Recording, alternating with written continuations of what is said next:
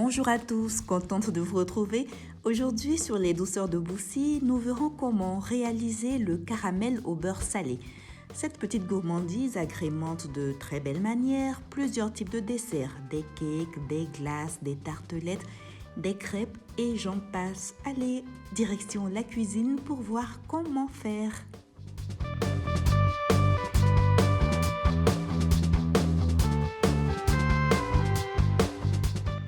Il vous faudra 160 g de sucre en poudre, 80 g de beurre. Alors vous choisissez soit le beurre demi-sel, soit du beurre doux et dans ce cas vous rajouterez 4 g de sel. Et pour terminer, 20 centilitres de crème fraîche. Commencez par transvaser votre crème dans une petite casserole afin de la réchauffer à feu très doux.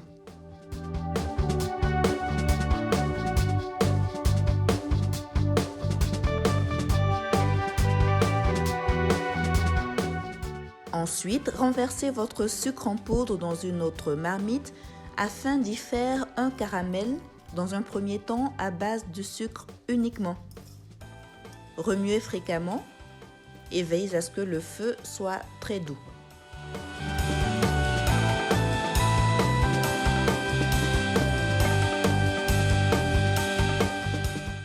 Et pendant ce temps, n'oubliez surtout pas votre crème fraîche. Dès qu'elle est chaude, vous pouvez éteindre le feu.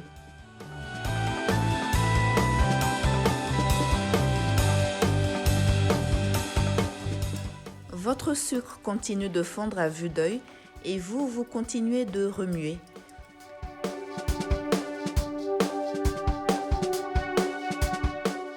Petit conseil, ne vous éloignez pas de votre marmite à ce moment-là. Vous devrez être là au bon moment pour arrêter le feu.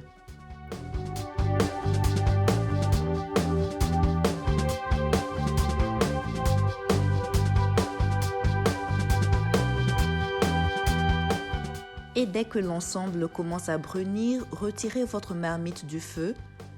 Il peut y avoir encore quelques petits morceaux de sucre, mais ils fondront très vite au bout de quelques secondes.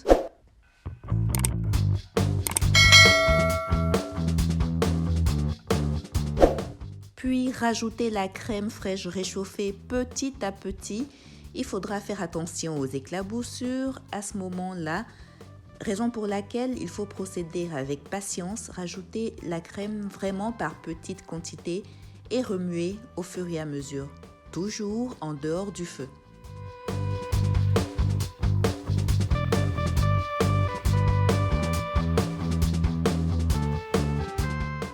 Après quelques secondes, il n'y aura déjà plus de risque de projection.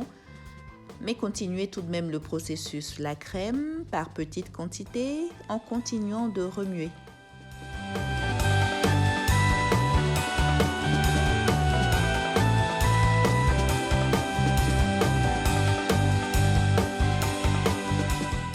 Ensuite, retour sur le feu, un feu très doux pour notre marmite de caramel.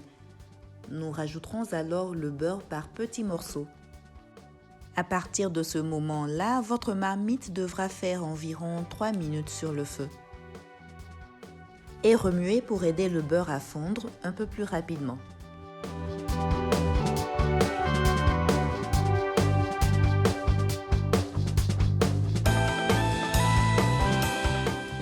Notre caramel a déjà une superbe couleur qui va même s'améliorer une fois au frais.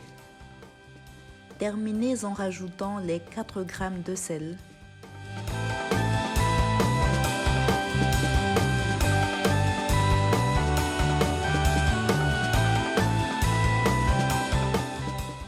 Votre caramel est prêt et peut déjà être utilisé en l'état.